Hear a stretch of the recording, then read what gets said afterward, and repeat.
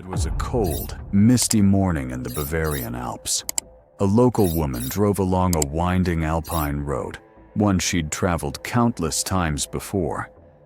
But on this day, November 6th, 2001, something was different. In the distance, just ahead, she saw what looked like a discarded mannequin lying in the middle of the wet pavement. As she slowed down, the image sharpened. It wasn't a mannequin, it was a body. A woman, nearly naked, her skin bruised, her face unrecognizable. What had happened to her? Who was she? And more terrifyingly, who wanted her erased from existence so badly they ran her over multiple times, just to make sure no one could ever identify her?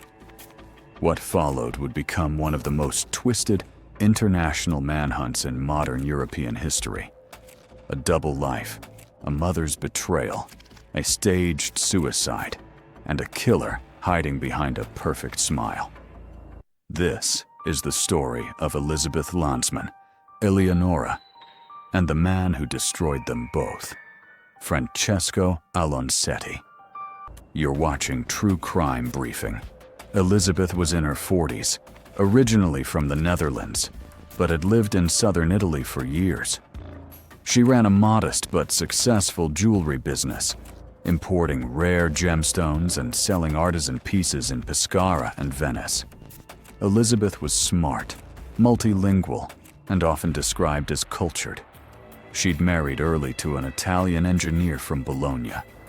They had a daughter, Eleonora, and eventually their marriage drifted apart due to work demands. Elizabeth lived in a cozy Pescara apartment near the Adriatic. Her former husband stayed in Bologna, maintaining an amicable but distant relationship. Elizabeth's life was outwardly comfortable. Dinners at local guests' houses, boutique launches, workshops, and lunches in Venetian cafes. She had no criminal record and no public controversies. Just a loving mother and self-assured woman making her way in the world. But secrecy lay beneath the polished surface. Eleonora, 22 years old, grew up in Pescara, eventually enrolling in dentistry school. She was intelligent, thoughtful, and close to her mother. Her mother, Elizabeth, a Dutch jewelry dealer, worked mainly in southern Italy, while her father, an Italian engineer, was based in Venice.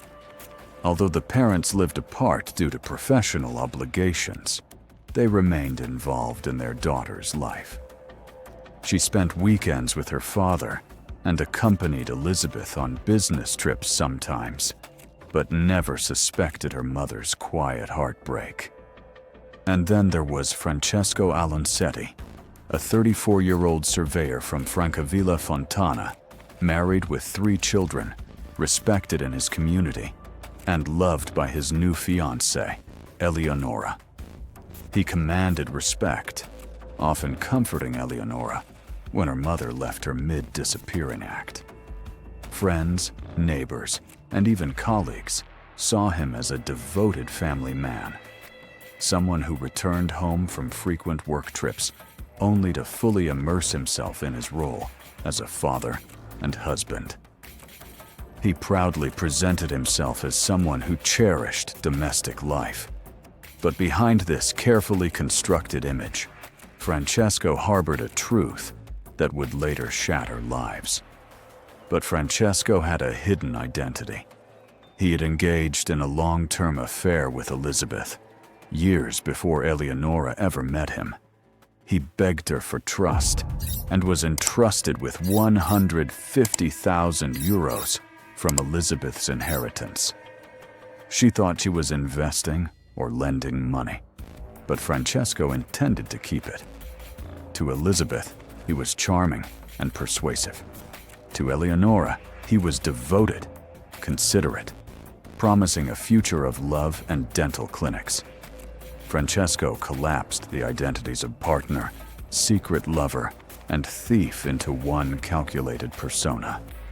One evening in late October 2001, Eleonora visited Elizabeth's apartment and only found her letter and envelope. There were no signs of distress. The note was vague, stating Elizabeth wished to start over, needed distance, and loved her daughter, but gave no location or timeline. Eleonora panicked. Eleonora tried calling her mother's mobile phone, only to find it unreachable. She then contacted her father in Venice, who was just as stunned. He assured her there had been no argument or confrontation, though he admitted Elizabeth had often expressed dissatisfaction with their long-distance arrangement. Still, he never expected something like this. Could she have been seeing someone else? Both father and daughter dismissed the thought. Elizabeth had always been open with her daughter, and such a secret seemed unthinkable. She phoned dozens of contacts, Elizabeth's friends, business partners, even waiters in Venice, but no one had seen her. Days later, a postcard surfaced, postmarked from Austria. Brief, cold, cryptic. No contact number, no return address. As they searched for rational explanations, one idea surfaced. Maybe this was an act of protest, a dramatic way for Elizabeth to express frustration with her situation. Yet, as the days passed, the silence became unbearable. Desperate, Eleonora turned to the one person she trusted most, her fiancé, Francesco. Francesco told Eleonora that Elizabeth would return once things made sense, but she didn't return. No calls, no notes, no signs. Weeks passed, and the absence became permanent. What began as a strange disappearance began to feel like something far more serious, something darker. He stayed by her side, quietly supportive. He visited late at night, comforted her in tears, and became the rock she leaned on. But underneath her grief, a deeper fear had begun to take root. Something was wrong. Her instincts told her that her mother's disappearance was not the spontaneous decision of an overwhelmed woman. It was something else, something far more sinister.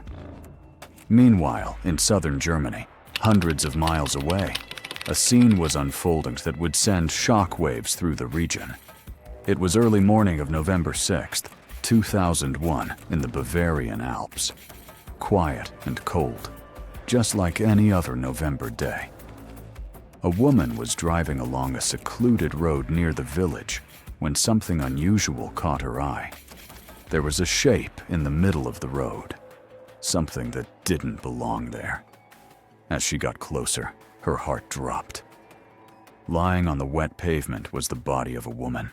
She was nearly naked, covered in bruises, and clearly no longer alive. This wasn't an accident. Someone had done this on purpose. Investigators arrived to find a scene of unusual brutality. The woman's face was mutilated, her wrists and arms bearing the marks of a desperate fight, and there were visible tire tracks across her torso. She had been unconscious when she was run over, multiple times. Whoever did this had intended to obliterate her identity. The only personal item found, a lone earring, lay discarded near the wreckage. No clothes and no purse. Nothing that might help identify her. The victim was stripped not just of her life, but of her name. An autopsy later revealed she had internal bleeding caused by blunt force trauma, confirming the intentional violence. She had died just hours earlier, and there were indicators she'd experienced sexual activity prior to her death, though consent was uncertain. She had given birth before, and her age was estimated around 25 to 30, though that would later be revised. In a grim twist of fate, on the same morning, a passerby discovered a plastic bag mere meters away along the riverbank. Inside were folded items of a lingerie set, a bra, panties, stockings. the key to a breaking case. The labels were Italian. Immediately, authorities launched an inquiry into her identity. Police overseas cooperated. Forensics teams chased small leads. But there was no trace of who this woman was. All they had was an image, a face reconstructed, a body broken, and a file full of unanswered questions. This was just the beginning. That morning's find triggered an international investigation. German authorities assembled a special commission. They reviewed missing person reports, not only from Germany, but from Italy, Austria, Switzerland, and 45 other countries. Hundreds of names passed before them. None matched. DNA swabs from beneath the victim's fingernails showed male DNA, possibly the killer's. But it yielded no hits. The victim was nowhere in any database. She had vanished from existence before her death. Frustrated by the lack of leads, investigators opted for facial reconstruction. Anthropologists and forensic artists sculpted a likeness based on the skull, hairstyle, age lines, mid-40s appearance. That image ran on television and print across Germany and Italy. Still, no one recognized her. Weeks passed, then months. The victim's identity remained a mystery, and with no missing persons reports matching her description, investigators found themselves at a standstill. The faceless woman was becoming more than just an unsolved case. She was a haunting presence, a reminder of how someone could simply vanish from the world without a trace. Amid the mounting frustration, investigators began to question everything, including the original forensic assessment. Had the age estimate been wrong? A second analysis was ordered. This time, the forensic specialist suggested that the woman was not in her 20s or early 30s, but closer to 45. It was a significant shift. Yet even this updated estimate failed to open any doors. Missing persons reports continued to turn up empty. In an effort to reignite public interest, authorities commissioned a full facial reconstruction of the woman. A post-mortem image was carefully crafted based on the structure of her skull. The likeness was then broadcast across both German and Italian media, featured in newspapers and on popular crime television programs. The hope was simple. Someone, somewhere, would recognize her. No one did. By August 2002, 9 months after her death, Italy closed their special task force and handed the case to a cadre of 3 dedicated detectives. Though the workload was heavy and the trail cold, they couldn't let go of the woman who had come to occupy their thoughts daily. She was well-groomed. Her clothing was expensive. She had likely lived a comfortable life. So why had no one come forward to claim her? No family, no friends, no colleagues. Despite everything, the 3 investigators pushed on. They examined every lead, every scrap, every detail, from autopsy notes, fiber analysis, earring design, even the lingerie's unique stitching. But there was still no name, no family, no voice. The nameless woman remained a haunting mystery in the cold alpine morning. What stood out most was her jacket. Elegant, custom, exclusive. Inside was a tag from a small Italian fashion house known for limited production. Only 14 jackets of that design had ever been made. It wasn't mass-produced. The label indicated it had come from a small Italian fashion line. Through careful digging, the officers discovered that only 14 jackets had ever been made with that specific label and design. But getting answers wouldn't be easy. The Italian company that manufactured the jacket refused to share customer records. For German investigators to access those files, they needed a search warrant. And without jurisdiction in Italy, they had no legal authority to obtain one. Italian police, who had become somewhat involved in the case, didn't see the jacket as a priority and declined to act on it. Still, the Germans refused to give up. German detectives petitioned for documents, then leveraged international legal cooperation. When the first request went unanswered, they submitted another, and then another. A full year passed with no response, but finally, in late October 2003, they secured a warrant. Italian police raided the designer's workshop.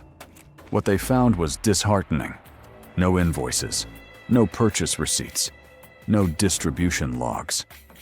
The jackets were either sold anonymously or stolen.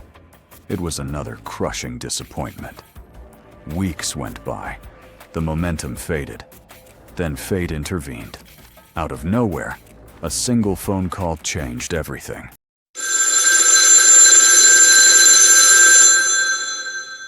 An employee recognized the reconstructed jacket on TV. She remembered 9 jackets had been sent out of a specific boutique in Bologna. Detectives followed that thread. 7 purchased in cash, 2 via credit card. One card belonged to a man from Sardinia. The other to Elizabeth Lansman, a Dutch-born jewelry dealer first noted in records from October 2, 1999. The breakthrough hit like lightning. The faceless Alpine victim now had a name and a story. Excitement began to build. Italian police traced her last known residence. Neighbors recalled her presence, but only vaguely. She hadn't been seen in 2, maybe 3 years. The only signs of life came from our daughter, who occasionally stopped by to clear the mailbox. More details followed. Elizabeth's husband, 58 years old, was living in Bologna. Their adult daughter had been studying dentistry in Pescara and was residing in a nearby town in 2001.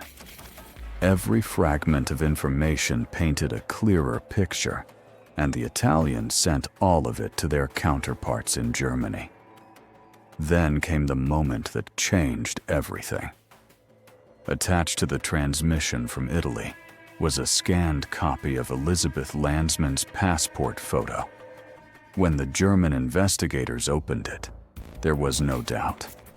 The face staring back at them was nearly identical to the forensic reconstruction they had spent so long trying to match. After more than 2 years of tireless searching, the woman found on a cold German road finally had a name. The team had achieved what once felt impossible, and the emotional weight of that moment would stay with them for the rest of their careers. With Elizabeth identified, focus turned to who might have wanted her dead. Suspicion fell quickly on her husband. He was summoned for questioning and presented with photographs of the remains. His reaction was visceral. He immediately recognized Elizabeth and broke down. When asked why he had never reported her missing, he confessed that Elizabeth had told both him and their daughter that she was leaving for good. She had even sent a few postcards from abroad. Ashamed and convinced he had been abandoned, he told neighbors she had died, fabricating a widowhood to avoid embarrassment. Still, his DNA did not match the sample recovered from under Elizabeth's fingernails, and his story, emotional and tragic, was ultimately consistent. Investigators did not believe he was the killer. Then a new lead surfaced. Elizabeth's mobile phone had turned up. It was in the hands of a woman in Francavilla Fontana, a small town in southern Italy. She claimed not to know Elizabeth at all. The phone, she said, had been a gift from her husband. That man was Francesco Alfonsetti. The revelation shattered what little certainty remained. Francesco, already known to investigators as Eleonora's fiancé, was now tied directly to Elizabeth. His wife, living with him in Francavilla Fontana, was unaware of his double life. The truth was even darker than anyone had imagined. Francesco, once a background figure offering comfort, was now the prime suspect. But there wasn't enough evidence to arrest him. Not yet. Authorities scheduled a formal interview with Eleonora, hoping her testimony could shed light on the web of lies they were just beginning to untangle. The interview was set for Sunday, January 18th, 2004. Eleonora was meant to tell them what she knew about Francesco, her mother's disappearance, and the strange postcard. It never happened. But on January 17th, the day before the meeting, Francesco's world collapsed. Eleonora was found dead in his Pescara apartment.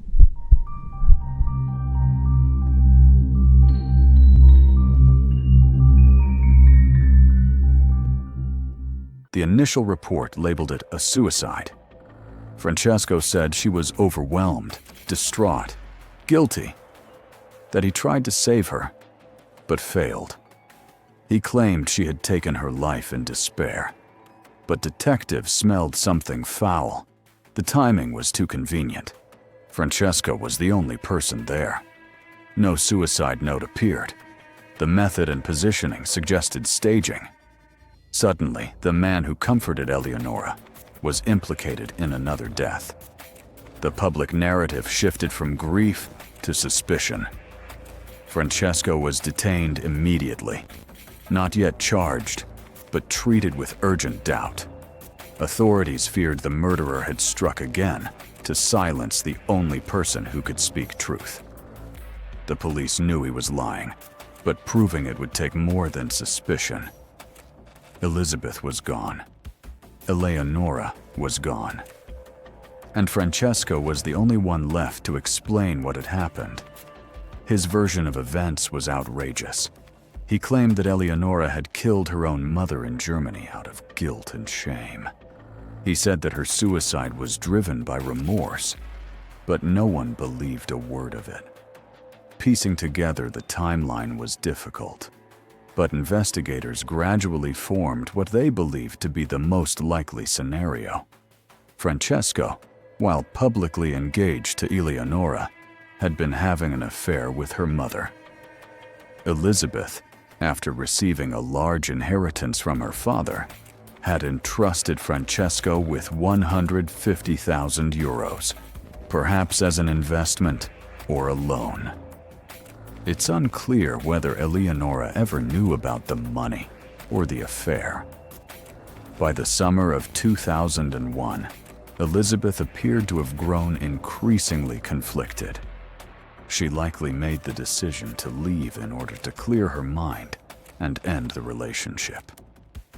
She traveled to Germany and eventually met Francesco there on November 1st. The two were intimate, as confirmed by the autopsy, but the reunion didn't end peacefully. Police believe that during that meeting, Elizabeth demanded her money back, but Francesco had no intention of giving it up. In a confrontation that turned violent, he killed her, then ran over her body repeatedly to obscure her identity. He disposed of her belongings and returned to his two-faced life. For the next 2 years, Francesco continued his charade, appearing as Eleonora's loving fiancé and a devoted family man in Francavilla Fontana. But once the investigation turned toward Elizabeth, and Eleonora was called in for questioning, he knew the truth was closing in. In what police believe was a staged suicide, Francesco murdered her as well. Yet for all their certainty, definitive proof of his involvement in Eleonora's death remained elusive. Francesco faced trial for Elizabeth's murder in 2007. Prosecutors relied on reconstructed chronology: Elizabeth's trip to Germany, emotional ultimatum, violent act, and calculated corpse mutilation. Defense claimed robbery gone wrong. Francesco painted Elizabeth as unstable and unpredictable. Testimonies from Italian witnesses revealed his double life. Family dinners with Eleonora, while secretly slipping away to meet Elizabeth. Bank records confirmed the €150,000 transaction. Francesco had no plausible explanation for that money. His confident facade cracked. The jury found him guilty. Life imprisonment followed. In 2009, new evidence reopened the case of Eleonora's passing. In 2011, prosecutors convinced the court her death couldn't have been suicide. Once again, the killer had silenced his own fiancé to protect his crimes. Another life sentence was imposed. Francesco's mask had fallen completely. He'd murdered a mother and her daughter, burying them both in lies. His sentence included no parole. He would never walk free. The lies, the betrayals, the layers of deceit had all finally unraveled. 2 lives stolen.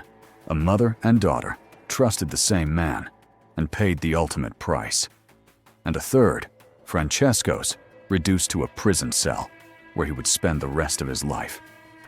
Francesco Alfonsetti, a seemingly devoted husband, father, and fiancé, lived a lie so deep nearly no one saw it coming. But patterns break, lies unravel, and justice can be painstaking, but earned. Today, he is confined behind bars, paying for the lives he destroyed. Thank you for watching this episode on True Crime Briefing. If this story chilled you to the bone, please like, share, and subscribe. Stay watchful, stay curious, and remember, the greatest monsters often wear friendly faces.